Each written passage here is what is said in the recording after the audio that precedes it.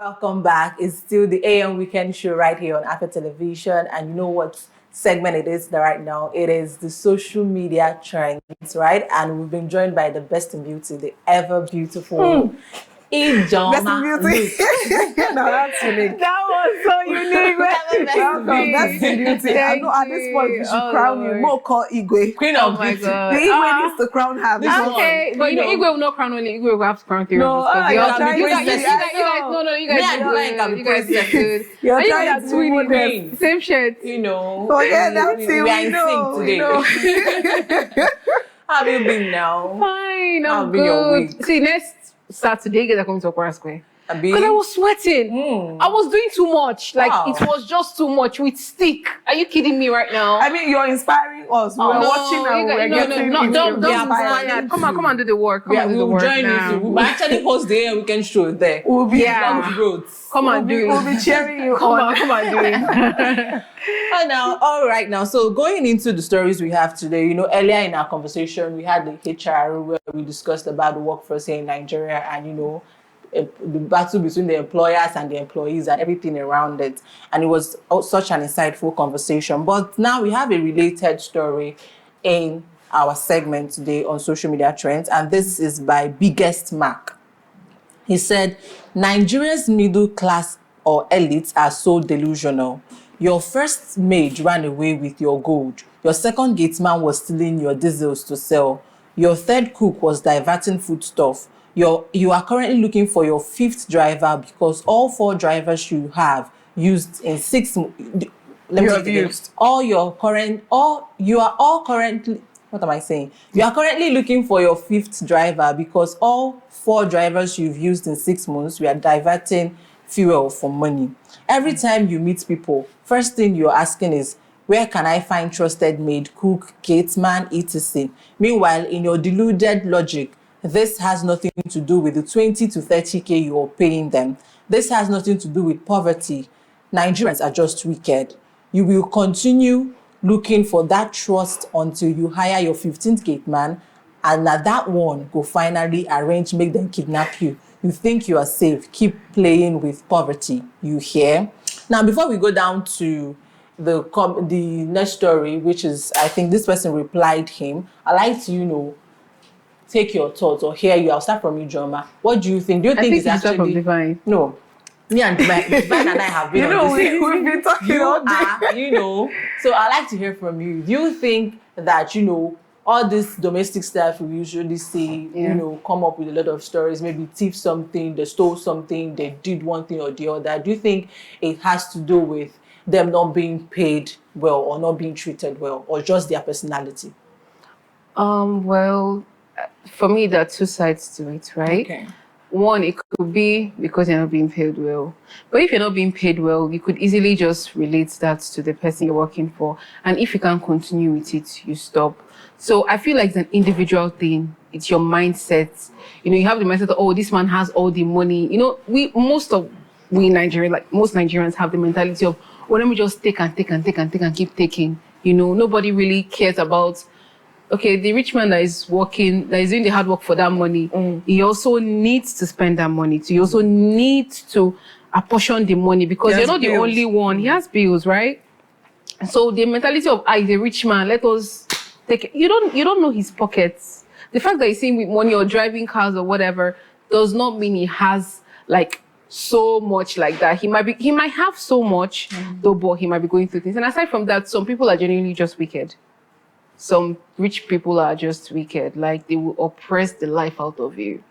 And I don't understand why most of these workers still sit. You know, you see you're not being treated. But most of them just like pick the peanuts. You know, when you're giving like a shrimp or a food-deprived chicken grains, like they keep following until just to get more and more and more. And people get, you know, delusional with everything. They start wanting to do one or two things to like, oh, this thing that this man has, let me take more. And that's where you see them planning kidnaps to get a very fair amount from it, just to take your head. It's not worth it though, but yeah, there are two sides to it. It's either the person is wicked or it's an individual thing. And I will stand on individuality. It's something that you choose to. Because if you don't want to, you wouldn't. But if you choose to, I mean, we're adults. You choose to do whatever you want to. So, Divine, do you think there are two sides to it? Well, Let's hear you controversial. wow, so people think I'm controversial. No. You took a break. You just said something like, Yeah. When people was like, I have a lot to say, but let me you take it used easy. to do it to me. No, Don't worry. all things have passed away. I sort of think, looking at what this guy said, I would like to even talk about what he said. He is saying that the rich folks, the elite folks who are doing these things are delusional. And to an extent, not all of them, but I support him to an extent. Because I have come across people like that too. I mean, I understand the fact that there are a lot of takers in Nigeria. Yes, a lot. A I understand. whole lot. I get it. But I cannot wrap my head around the fact that you meet someone and the first thing you want to assume is that the person is a taker. I'm telling you, at least allow the person. I'm even speaking, I've had experiences too. I've had people, I mean, I'm talking to you for the first time and you're asking me questions like, that suggests that I might be wanting to take. And I just set the records. We are here for business. This is my price. This is what, and this is what I'm offering. I find myself guarding up immediately. So you don't think because we are smiling, we are here to beg you. I'm bringing value to the table, and this is how much it is worth. So you pay or you don't pay. I'm not interested in any other thing. Exactly. I mean, I don't even know I'm saying this so passionately. Perhaps because I had an experience recently. I had an experience recently. So he was trying to sound like you might want to, you know the kind of business I do. You know, so if you tell them that this is how much it requires, they start to look at you like, Oga, please. But I know that I've not make money yet, but it have not reached like that. Truthfully, there are takers. But I also know that what he said, what he pointed out about people being delusional is there. A lot. And then there was something the lady we had a conversation with mentioned, Mrs. Temitope. She said that a lot of times these employers, they are very much aware of the employment situation. So it's not, sometimes it's not even a matter of not having money. They just don't want to pay because they know that there is no work out there. So whatever I'm putting out there, you just have to. The peanuts, you just have to take it. And you were saying that you don't know why these poor people still follow them despite the crumbs. It's because there is nothing outside. So some of them may want to take it for a while. Let's just see how it goes. But you know that most of these rich people, these elite folks, most of them, some of them are actually very kind. Yes, they help you even outside the money they give you. They see the things you go through. They have in abundance. They want to give you more. They want to help you. But some people, like you said, are really, really mean.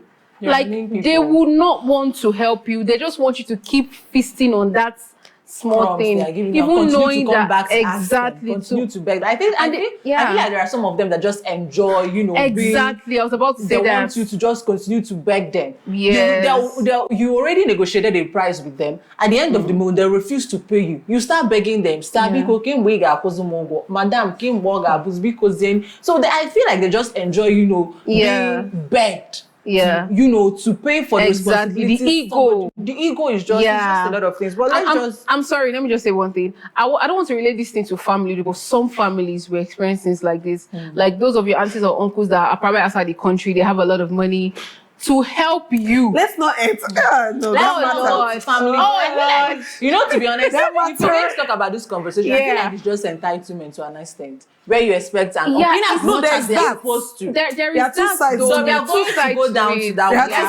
Let us have a story close to that. So let's just leave it at now. So somebody replied him and said, I have a Nigerian friend who pays his domestic staff nothing less than 300,000 naira for far back in 2015 when I visited his home in Lagos during a conference that I was invited as a guest speaker.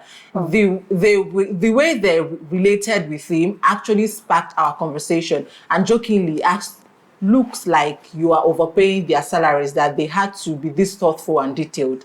That's when he told me that none of them is being paid less than 300K, aside other occasional incentives and gifts. He said he had to ensure that they are comfortable and reasonable enough to exist in his space because his life are in their hands. I remember listening to a short clip of Singer Fino saying on a podcast that he sent his househelp to UK to go and hustle because he felt like the salaries he paid her isn't enough to enjoy a certain level of privilege, So but of course, those are exceptions. Nigerians are just wicked, right? Not that you're paying them Not that you are paying them starvation wages to guard your life, clean your shit, cook your food, raise your children, and run your errands from morning till midnight. No. It's their inherent lack of character that is the issue. You pay your staff 20,000 naira a month and expect Olympic level of loyalty. You treat them like moving furniture, speaking to them like dogs, feed them loafers, if at all. But somehow they should serve you like Swiss trained butlers. I'm going to edit here because he has a lot. He talked about, buying Benz, using 400k perfume, and you expect them, and you still pay them 20k and expect them, So we had comments where somebody said, I don't agree completely though. You can pay 300k and some workers will still steal regardless.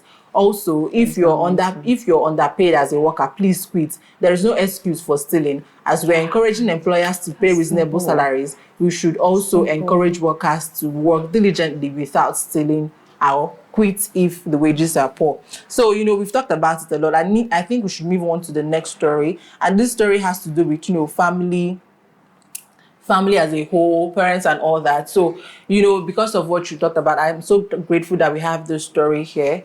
And it's talking about a woman. I think she single-handedly raised her child because she lost her husband. And, so the lady, one day we're having a conversation, the child she said something about, she said something along the lines of, you're going to help me when I grow older. The story is on the screen and let's read it. So I stopped helping my daughter financially after she told me I shouldn't expect her to take care of me when I'm old. I'm a 52-year-old Nigerian mother and I have been supporting my daughter, who is now 25 years old, ever since we lost my husband when she was barely 5 years old.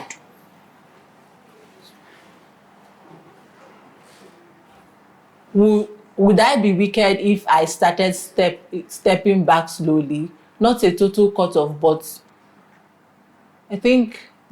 But no more instant transfers. Story now. There's a what? It's supposed to be. Is this the next slide? I think it should be more than there should be more to the story than this. But let's continue.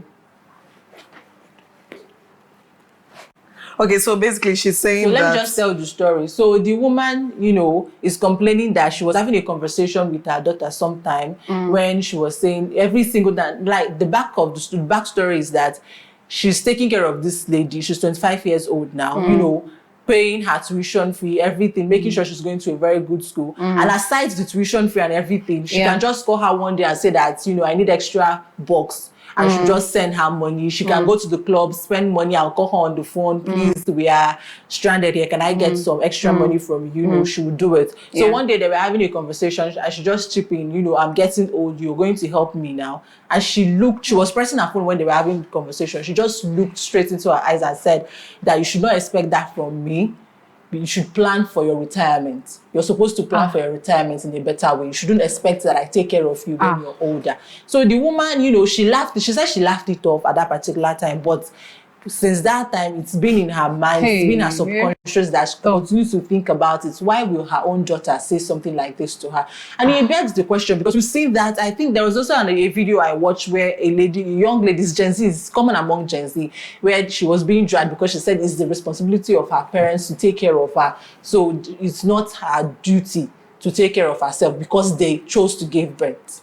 So the emphasis is because you chose to give birth to me, therefore you're going to take care of me. And it's not there's no entitlement for you to expect me to take care of you at old age because you gave birth to me. That's your choice to give birth to me. So what do you think about it? Do you think that's very wrong? But I would love to think that the girl has a little bit of traumatic experience. Maybe there's something must have gone wrong somewhere. For you to say something like that to your mother, if you don't who will take care of her if you don't take care of her? I mean, it's something that reciprocal, you're supposed to. When our parents take care of us when we're younger, they show us all the love and care and all that. As they're getting older, that is what love does. You're supposed to in fact, you're supposed to always love and care for them.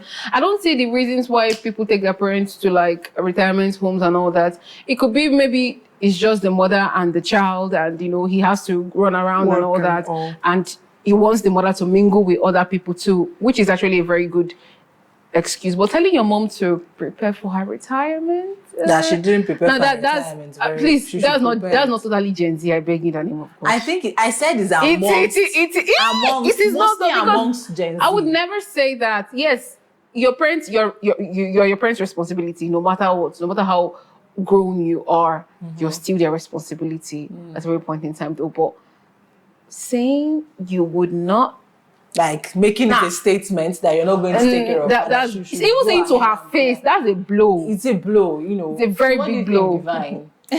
Personally, I would love to look at it from two different angles. Like Ijoma mentioned, she may be traumatized. And why I say so is this: someone who is, it may not show that she's traumatized, but I mean that it's only somebody that is not happy with life that will say that kind of thing. Because if you say, oh well, it's like, if her mindset was that, oh, my parents made the choice to give birth to me and they brought me here, she's already sounding like she does not like this life that she's living. That's one angle. I have something in my head. Wait, that's one angle. To say it out. That's one angle. If I'm to give her maybe try to understand that a little bit. Okay, maybe there's something about this life that does not sit well with her. After all, enjoying. It's not. we want to give her grace. And don't have any so, grace. You know, so perhaps there is that thing and she feels, I know Kuku sent Unamona bring me come this world. Yeah. There's that aspect. Now there's also the other aspect, which is, I'd say, wrong orientation. Yeah. You know, there's this, I don't know how she was raised, but there is a level of exposure that is negative. For her to have even known about retirement plan. That is not something I thought I'm not sure I knew about. You know, I think they're in a third world country. That's what I'm saying, exactly. That's what I'm saying. Some level of exposure is not so healthy. That's negative. Especially for the family setting. Even if you're talking about society, we can have those conversations. Yeah. You know, for family. And even if, yes, you have the knowledge of retirement plans and everything, you know that in your family, your mother should already know that she would have plans for retirement and stuff like that. But it does not take away your, at least, love. So if we're saying, oh, you don't have responsibility, at least love. Are you saying that you grew up there is no love in that home? I'm not about to even I'm not about to apportion responsibilities at this point. But do you have love in your heart at all? Yes, love in your heart. Because I can't imagine growing up with someone, watch this person teach me, feed me, clothe me, and I don't feel any love. Yeah. I don't feel any need to.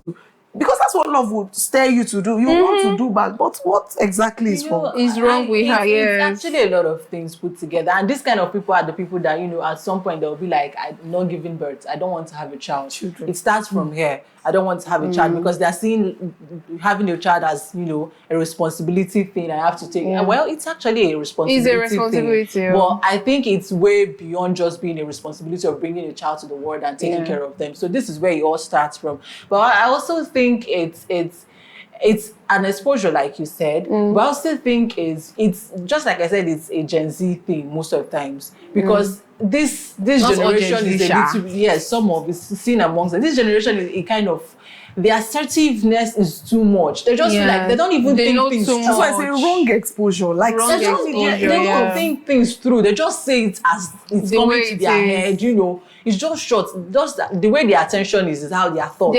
She probably read somebody's hot take. I actually replied and said that's what I've been saying, because it was, I think, around earlier this year we also saw something like this where a mother was a bigger sister came on social media to say it, that her younger sister just said to her mom now, I think she was asking her mom for money and the mom said, I don't have any money. And she said, this is why you could have closed your leg at the second child, but you continue to open your leg. Now you've brought me here and you don't want to take care of me. You understand? So the lady was like that. The mom just closed her mouth and was dumbfounded that she's here for it. Everybody was like clapping back. Why would you say something like that? Somebody just insulted her mom and you're saying you're here for it, for the whole gist. But I feel like it's just the way this generation think. They just when they see something on social media, they just run with it without thinking through, without checking it in any way. That's really, really bad. But let's look at the comment section. And first person here is Drew Sweet. She says she's 25. I believe she can handle her shit. You should start planning your retirement and tell her to focus on her life. You have tried. Some of us became so independent before we clocked 25. By the way, I am also sorry to say you failed. Because how did you raise someone who lacked empathy and emotional intelligence? Unfortunately, ma, you failed and probably didn't teach her how to be a giver or someone who truly helps. I wonder the kind of wife or mom she would be. Okay, and let's leave the follow-up comment. The next one said, Madam, you won't be wrong to cut off from assisting her completely. At 25, you have tried. Now it's down on you. She won't even lift a finger for you when the time comes. It's time you start planning plan B. Either you open pension fund account, have a retirement financial plan in assets such as gold and good properties with verified titles and keep them away from her reach so that when old age comes, you did be able to afford basic stuff such as driver, cook, caregiver, drugs, treatment, and all those things. And another comment here said, she needs to stop helping totally and plan her retirement. The girl has told her if she complained, the mother should tell her she has no spare cash as she has to plan for her retirement. And so much more comments. Everybody's talking about Shushuno. I mean, she already seen who the girl is. She already have her lead, so she go ahead and plan for her retirement, because she does not know what can happen moving forward. So yeah, any last takes from any of you? I'm still I'm not tired. I'm just trying to wrap my head around it. I know the comments of social media people would not really have so much effect, but why are people not reprimanding the girl? Like, why are they not bugging her? These are the kind of people you would take down their accounts. It's the mom that tweeted. So everybody's now advising the mom, this is what you're going to do. Go ahead, because she did not review her daughter. And saying that she failed, I won't say she failed per se, because like what Divine said, third world exposure and all that, it could be the exposure that she but if you look at it, the lady, saying she failed to an extent, just like you said, did she not grow with love at all? Because I also replied the lady and said, they're on social media, they see a lot of things on social media, and it takes somebody that thinks through to, not pick things on social media around. Because I use social media a lot to an extent, and I know that there are some takes I will see on social media. It makes sense immediately. But if I continue to, watch, I'm like, no, this thing is not true. I feel like we're losing our family value. A lot of them, actually. Unfortunately, we've run out of time. They're already giving us signals here and there. But it's been an amazing 2 hours, 30 minutes. I'm still, recovering from my own shock. But to you parents out there, I don't know what the problem is, but you push, you fix it. And to the kids out there, filter what you listen to, filter what you read, filter what you consume on social media to avoid stories like this. But yeah, thank you so much, viewers, for joining us today. Join us next Saturday. Join us every weekend here on Afia TV, on DSTV 254, GoTV 17, and Free TV 748. My name is Divine Onoha. And I am Ogochukwu Osai. Enjoy your weekend. And my name is Luke Ijoma. Enjoy your weekend. See you next week Saturday. Bye.